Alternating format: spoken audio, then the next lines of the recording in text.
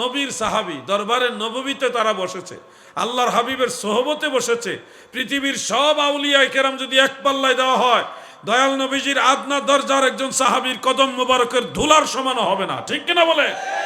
কারণ তারা নবীজির সোহবত প্রাপ্ত, নবীজির কাছ থেকে সরাসরি মারিফত হাসিল করেছে, কোনো আউলিয়ার কাছ থেকে না, সরাসরি মদিনাওয়ালার কাছ থেকে।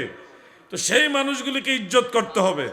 যুবক ভাইয়েরা আমার, তোমাকে যদি কেউ বলে অমুক সাহাবী খারাপ, অমুক সাহাবী এই ছিল সেই ছিল, তুমি ধরে নিও এই লোক নিজেই খারাপ। আল্লাহর হাবিবের সাহাবীরা পৃথিবীর সবচেয়ে দামি মানুষগুলোর মধ্যে অন্যতম দামি মানুষ।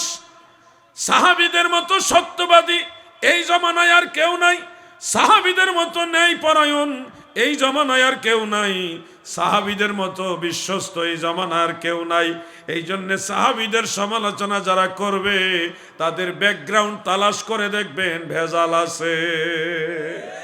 আমরা সুন্নি মুসলমান, আমরা আহলে বাইতে রাসূল পাক পাঞ্জাতনকে ভালোবাসি, তাজিম করি, মানি, সাথে সাথে সাহাবীদেরকেও তাজিম করি, মানি।